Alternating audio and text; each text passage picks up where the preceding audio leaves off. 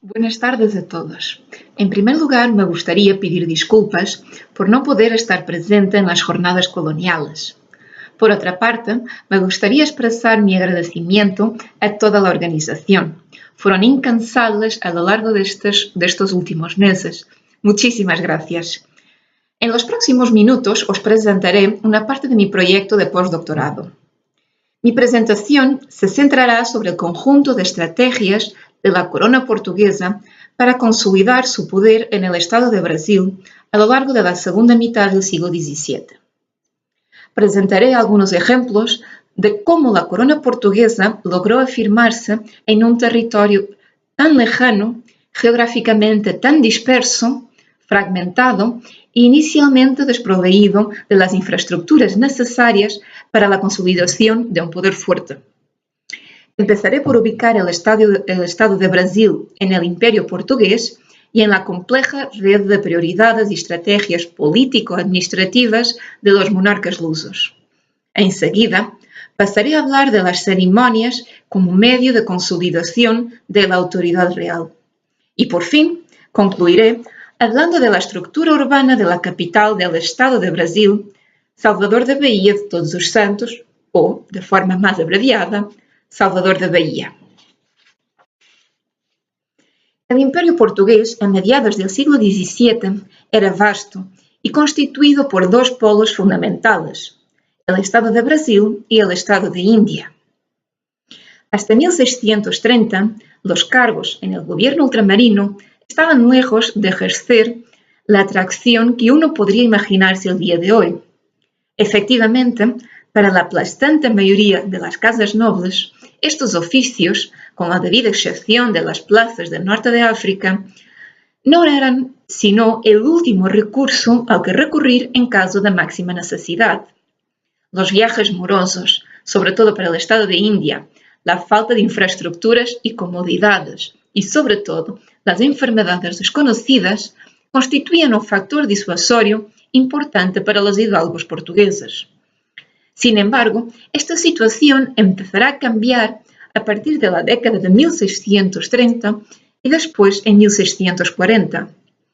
Durante los 60 años de la integración portuguesa en la monarquía hispánica, es decir, de 1580 a 1640, los Habsburgo llevaron a cabo una reorganización de los territorios coloniales del Atlántico. El Estado de India no sería nunca superado en valor simbólico, pero el Estado de Brasil obtuvo, durante la segunda mitad del siglo XVII, una relevancia bastante superior respecto a años anteriores, lo que se ve bastante bien en el espacio que ocupaba dentro de las prioridades del Imperio portugués. Os doy un ejemplo más.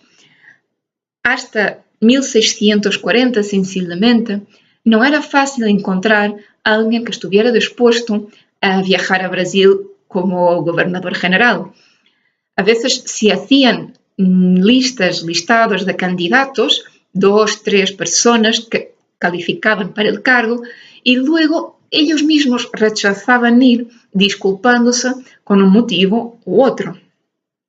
A partir de 1640 vemos que eso ocurre menos y es más fácil encontrar a alguien que esté dispuesto a ir. Uno de los aspectos a tener en cuenta es lo que fue designado por la economía política de privilegios. En otras palabras, la corona puso en práctica una política que buscaba reforzar los lazos de obediencia y el sentimiento de pertenencia de los vasallos a una estructura más amplia, el imperio. A medida que se iba mapeando y ocupando el territorio, la corona atribuyó cargos civiles, eclesiásticos, militares y oficios a los individuos encargados de gobernar.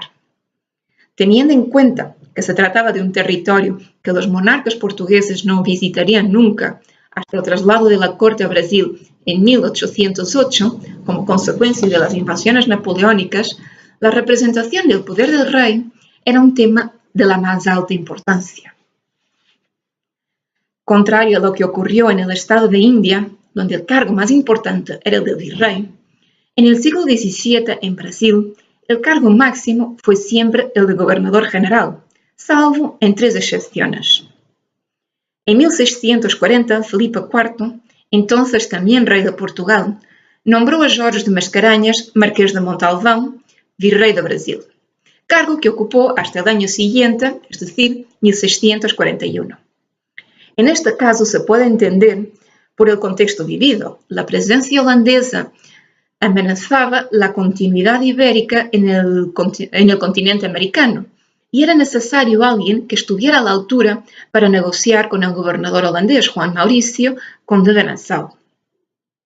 La segunda excepción, Vasco de Mascarenhas, conde de Óbidos, fue también nombrado virrey entre 1663 y 1667. Se puede explicar fácilmente el título si tenemos en cuenta que él había sido ya virrey de Brasil, del estado de India. No sería comprensible nombrarle para otro cargo con una dignidad inferior. Por fin, nuestra tercera excepción, Pedro Noronha, marqués de Angeja, ya en el siglo XVIII, 1714-1718.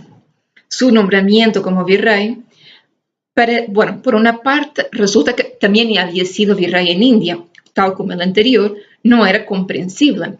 Pero por otra parte, parece ser ya una respuesta al creciente interés estratégico de Brasil. En cualquier de los tres casos, parece ser que el título tenía una dimensión más honorífica y no se traducía en un aumento de las prerrogativas. Pese a que no existe ningún documento que eleve el Estado de Brasil a virreinato, el título de virrey pasó a otorgarse sistemáticamente, salvo una excepción, a partir de 1720. Esto demuestra o bien el reconocimiento de la persona indicada para el cargo, o bien un cambio significativo en el perfil de los hombres nombrados para ocuparlo. Además de estas estrategias político-administrativas y de otras, como fueron los patronatos, los poderes de los concellos, concello es una unidad administrativa, los oidores, las capitanías hereditarias, los monarcas portugueses adoptaron también políticas y estrategias culturales que les permitieron afirmar su poder en Brasil, sobre todo en la capital. En la capital, Salvador da Bahía, se celebraron festividades desde su fundación en 1549, marcada por una solemne procesión de Corpus Christi. Desde entonces se organizó un intenso calendario de ceremonias anuales, ordinarias y extraordinarias, relacionadas a menudo con la familia real, matrimonios, aniversarios, aclamaciones, exequias. Y existieron también, naturalmente, muchos casos de ceremonias con carácter religioso. Hasta el siglo XIX, el principal organismo responsable por organizar estas celebraciones era la Cámara. Veremos en las próximas líneas, es decir, en los próximos minutos, cómo a lo largo del siglo XVII las relaciones entre concejales y oficiales regios fue a menudo conflictiva y cómo los camaristas se apropiaron de las fiestas para consolidar su poder y distinción social. Originalmente se celebraban 4 fiestas: el Corpus Christi, Santa Isabel, la procesión del Ángel de la Guarda y el Día de San Juan. Durante el siglo XVII y sobre todo a partir de 1640, se incluyeron varias procesiones en el calendario anual, 15 de ellas de carácter obligatorio, hecho que la Cámara se tomaba muy en serio. En 1641, tras las celebraciones de la aclamación del nuevo rey, don João IV, la Cámara se dio cuenta de que no disponía de fondos para celebrar la procesión de Sant Antonio. Los consejeros votaron vender piezas de plata y tinteros para sufragar los costes de dicha fiesta. Incluso la venta de patrimonio era preferible a desistir de celebrar una procesión. En el universo de las ceremonias y celebraciones, una de las más importantes era la entrada solemne. En Portugal, tal como más tarde en los territorios ultramarinos, la entrada de un monarca señalaba la llegada del representante máximo y como tal se revestía de un tremendo simbolismo. Como ya hemos dicho, los monarcas portugueses no visitaron el territorio brasileño, sino a partir de 1808, pero enviaban a sus representantes. En el Estado de Brasil, como en el Estado de India, estas entradas tenían una importancia extrema. El representante del monarca portugués, fuese el gobernador general o el virrey, dejaba muy claro, nada más llegar, los lazos de sumisión y subordinación. El alter ego del rey detentaba una jurisdicción que se imponía sobre las demás autoridades locales. Además, la entrada estaba pensada para reiterar la condición subalterna del territorio brasileño con relación a la metrópoli. Evidentemente, estos eran momentos de diálogo en que los grupos municipales y eclesiásticos podían presentar sus quejas y reivindicar su protagonismo, pero a la vez eran también momentos en los que entraban en concurrencia, competían entre sí y de potencial conflicto. No disponemos de mucha información sobre las entradas de los gobernadores generales. La inexistencia de imprentas en Brasil hasta el siglo XIX tuvo, como una de las varias consecuencias, la imposibilidad de tener o de crear un corpus de relaciones de fiestas y de entradas ceremoniales parecido al que conocemos del Imperio Español. Sabemos que el proceso de nombramiento empezaba en Lisboa, cuando el gobernador elegido recibía del rey la carta patente y formalizaba su juramento y fidelidad al monarca en la ceremonia de preito y menaje. La toma de posesión debía celebrarse inmediatamente después de la llegada a Salvador da Bahía. En el momento del desembarque debería estar presente quien fuera en ese momento responsable por el gobierno. Podría ser el gobernador general que abandonaba el cargo o bien una junta de gobernadores, así como las autoridades municipales, eclesiásticas y los representantes populares y de las élites. La ceremonia formal tenía lugar después en la catedral. Sabemos que en 1625, Diogo Luís de Oliveira, conde de Miranda, fue recibido con arcos triunfales, versos, emblemas y epigramas, música y todo tipo de honores. Casi un siglo después, en 1714, el marqués de Angeja, a los pocos días de posesionarse como virrey, escribió a Diogo de Mendonça Corte Real, secretario de Estado del rey João V, manifestando su sorpresa.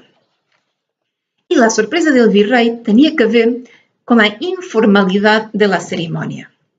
En una carta, él dice: a forma em que se faz a entrega deste governo e são recebidos os governadores, e o fui eu, ainda que vice-rei, é a mais incurial e pouco formal a que eu experimentei na Índia, e tenho lido dos reinos e estados onde costuma haver vice-reis. La ceremonia que tanto escandalizó el nuevo virrey consistía en un recibimiento por parte de los padres de la compañía, quienes lo alojaron en su colegio, hasta que los miembros de la Cámara y los ciudadanos lo fueron a recibir, y le acompañaron a él y al gobernador general cesante, bajo palio, hasta la catedral, donde le esperaba el arzobispo. Este y los dos gobernadores iban hablando hasta llegar a la capilla de Sacramento. Allí hacían la oración y desde allá pasaban a la capilla mor.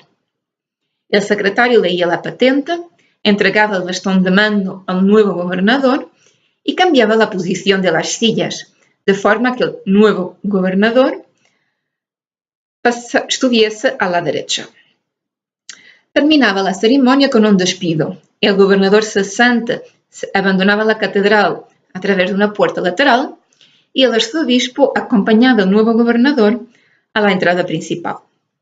Está claro que comparada con las ceremonias practicadas en el estado de India o con las entradas realizadas en los dominios ultramarinos de la monarquía hispánica, el marqués de Angeja tenía muchas razones para estar desilusionado. Parecía que, pese a los intentos de los gobernadores precedentes, el Estado de Brasil no acababa de lograr los mínimos deseados por la aristocracia portuguesa. Otro momento importante eran las fiestas reales que se celebraban en la metrópoli y que luego tenían sus réplicas en los territorios del imperio. Particularmente relevante fue la aclamación del duque de Braganza como Don Juan IV, poniendo fin a estos 60 años de unión dinástica de los que hemos ya hablado. El golpe de Estado que depuso Felipe IV fue una maniobra arriesgada que pudo haber resultado en una pérdida territorial significativa. Aunque el reino aceptó rápidamente la autoridad del nuevo rey, no era seguro que las colonias hicieran lo mismo. Así pues, era de suma importancia que los territorios americanos, africanos y asiáticos replicasen las fiestas. El 15 de febrero de 1641, tan solo 3 meses después de la aclamación de Juan IV, las noticias del acontecimiento llegaron a Bahía, donde las recibió el virrey, el marqués de Montalbán. Convocados los prelados, la Cámara y los ministros de guerra ante el virrey, cada uno votaba individualmente. Terminada la votación con resultado favorable al reconocimiento del nuevo monarca, el virrey se dirigió hacia la catedral, donde juró obediencia a Juan IV. Le siguió el concejal más antiguo, Manuel Maciel Araña. Sin embargo, pese a la pronta aceptación del virrey, el día siguiente, el jesuita Francisco de Villena se presentó con una carta del nuevo rey que ordenaba que fuera destituido el virrey y se nombrase una junta de 3 gobernadores. El episodio interrumpió las celebraciones y fue necesario aguardar la llegada del gobernador general, Antonio Teles de Silva, en 1642, para instituir la fiesta anual de la aclamación. Los ejemplos se multiplican, pero vemos como a partir de Don Juan IV, esta preocupación con la celebración de los momentos cruciales de la monarquía va aumentando.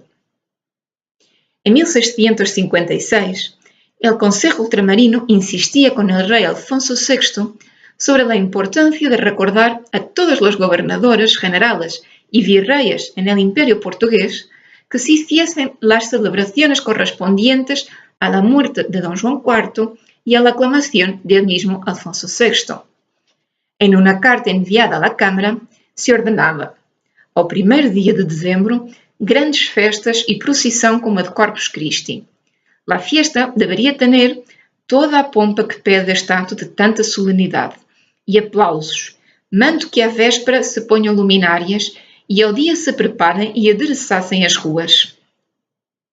Efectivamente, a partir de este periodo, las devociones de la nación ganaron contornos políticos y se convirtieron en herramientas para reafirmar el poder de la nueva dinastía. Desde entonces se incentivó el culto a nuevas piedades con el objetivo de legitimar a los Braganza. Un ejemplo claro de ello es la devoción mariana. El culto a la Inmaculada no era una novedad en el imperio. De hecho, gracias a la difusión hecha por franciscanos y jesuitas, este era un culto de extraordinaria popularidad en la monarquía hispánica. Y en 1644, Felipe IV la convirtió en una fiesta de carácter obligatorio en el calendario litúrgico. Sin embargo, en los mismos años, Juan IV consideró que la Inmaculada siempre había estado del lado de los portugueses, en momentos en que la independencia de Portugal peligrara, por lo que en 1646 consagró la corona portuguesa a la Virgen. Teniendo en cuenta el destacado valor simbólico y la relevancia de las celebraciones, no podemos desestimar el valor de su preparación. Planear dichos eventos podía conllevar momentos de gran tensión, sobre todo teniendo en cuenta que las relaciones entre la Cámara y el virrey no siempre fueron pacíficas. La Cámara tenía efectivamente una doble representación. Por una parte representaba el rey, pero a la vez simbolizaba la presencia de los nobles y sus intereses y los de la población. Esta conflictividad se plasmaba en los problemas más recurrentes. Uno de ellos se manifestaba en el plan financiero, que siempre originaba grandes debates. La necesidad de aprobación regia de algunos gastos convertía ciertos pagos en procesos morosos. En 1650, por ejemplo, los concejales escribían a la corona sobre financiar las procesiones de Sant Antonio de Erguín, San Felipe, Santiago y San Sebastián. 30 años después, el problema no se había zanjado. Esta dificultad en llegar a un acuerdo fue a menudo percibida por el poder real como una afrenta al gobierno. En esa línea, el Consejo Ultramarino escribía en 1678 que a la Cámara de Salvador se debería contestar severamente, de modo a que los concejales entiendan que Su Majestad no había compartido con ellos el cuidado de cómo gobernar su monarquía. Los pedidos y las discusiones sobre temas económicos relacionados con las fiestas eran difíciles y los acuerdos aún más difíciles de obtener, y resultaban en grandes discusiones entre la población, el Senado, el Consejo Ultramarino y a veces el mismo rey. Por ejemplo, los concejales de la ciudad de Santos, en la capitanía de San Vicente, en 1675, escribieron al príncipe regente don Pedro quejándose que el oidor general no había tenido en cuenta los gastos efectuados con las fiestas en honor a Su Majestad. Argumentaban que los moradores de Santos eran pobres y, como tal, solicitaban a don Pedro que les ayudase con el gasto o no volverían a celebrar nada en honor al rey. Tampoco las relaciones con el obispo eran del todo tranquilas. En 1643, una disputa entre el gobernador general António Teles de Silva y el obispo don Pedro de Silva durante la procesión de Corpus Christi acabó con este abandonando el palio mientras amenazaba al gobernador con la excomunión.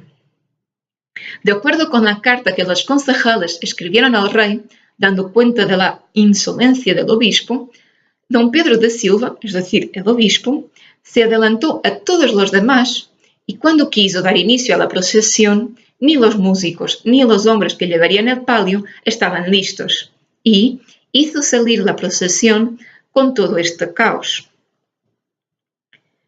Al llegar el gobernador y los miembros de la Cámara y encontrarse con esta confusión, el obispo, según los concejales, largou o senhor nas mãos e, saindo-se do pálio fora, largando a custódia ao chantre, com admiração de todo o povo e na presença dele, pegou em um vereador do ano passado e o empurrou com o braço. La escandalosa afronta del obispo no era una novedad en el histórico de relaciones entre este y el gobernador, pero evidencia bien la importancia de elegir una fiesta para asumir un comportamiento que sabía de antemano que tendría consecuencias. Además de conflictos abiertos, asistimos en este periodo a una creciente intromisión del gobernador en los asuntos de la Cámara. Cuando el gobernador general Francisco Barreto Menezes llegó en 1657, no quedó demasiado impresionado con las instalaciones de la Cámara. Sin embargo, de manos atadas por la falta de recursos, ha tenido que esperar hasta 1660 para ordenar la construcción de un nuevo edificio para el municipio. Es una decisión curiosa, pues en general esta sería una competencia de la misma Cámara. Sin embargo, fue el gobernador quien se ocupó de la compra de las casas que ocuparía la Cámara. Una nueva intromisión se verificó el 26 de diciembre de 1663, cuando el gobernador dio permiso a Frutuoso de Araújo para abrir una pedrera para su uso exclusivo, para que se siguiese construyendo el Forte del Mar y la Cámara de la ciudad. Concluida la construcción de las nuevas instalaciones, ya en la década de 1680, los concejales comisionaron un retrato del exgobernador Roque da Costa Barreto.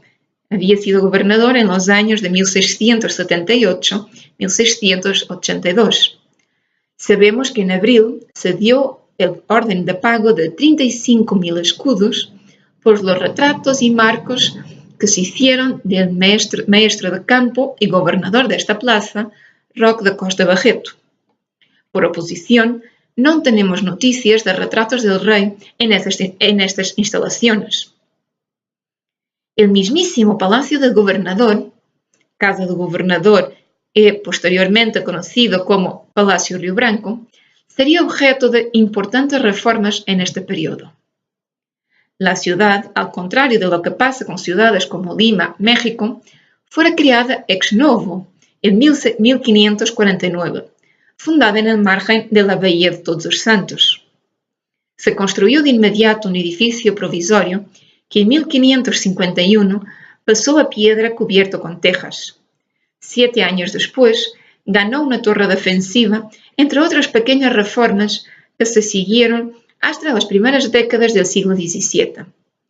Con la invasión holandesa y la capitulación de la ciudad en 1624, los planes para mejorar las infraestructuras quedaron olvidados. En 1647, y abajo el gobierno de los Braganza, el palacio sufrió las primeras remodelaciones, con un proyecto de los ingenieros franceses Philippe Guidot y Pedro Garrin. Pero fue durante los años del gobierno de Francisco Barreto Menezes que el palacio sufrió importantes obras de mejoría, con un plan de Pedro Fernández de Azevedo. El edificio ganó un segundo piso que servía de residencia, mientras la planta baja servía a fines administrativos y de gobierno. El nuevo palacio, cuya fachada contaba con 11 ventanas, presentaba ya la estructura que se adaptaría posteriormente para la residencia de los reyes portugueses tras la transferencia de la corte portuguesa a Brasil, en 1808. Este proyecto, y empiezo ya las conclusiones, formaba parte de una política general de expansión de la ciudad. A principios de la segunda mitad del siglo, Salvador de Bahía tenía una población de más de 10.000 habitantes. A finales del siglo se calcula que podría tener entre 20 y 25.000 habitantes. Pese a la dificultad en determinar estos valores, se percibe en la fluctuación que la ciudad pasó por un rápido crecimiento y disfrutó de una prosperidad económica que posibilitaba y a la vez invitaba el desarrollo urbano. En estos años, además del edificio de la Cámara y del Palacio del Gobernador, se construyó una cárcel, numerosas iglesias y monasterios, edificaciones destinadas a funciones políticas, económicas y religiosas. Será efectivamente a lo largo de la segunda mitad del siglo XVII que la ciudad de Salvador de Bahía se configurará como cabeza del Estado, un nombre que se autodio a sí misma. Su función inicial, pensada e imaginada por Tomé de Sousa, primer gobernador general de Brasil, asumía sus contornos y vocación imperial. La paz con los holandeses y la prosperidad económica, a la vez que una nueva dinastía en búsqueda de su identidad, legitimidad y reconocimiento en los territorios más lejanos de la metrópoli, contribuyeron para que en estos años se fuese consolidando la autoridad del rey a través de la figura del gobernador general y los demás oficiales regios. Una tendencia que se intensificaría durante el siglo XVIII y que alcanzó su esplendor máximo durante el reinado de Don João V. Muchísimas gracias por vuestra atención.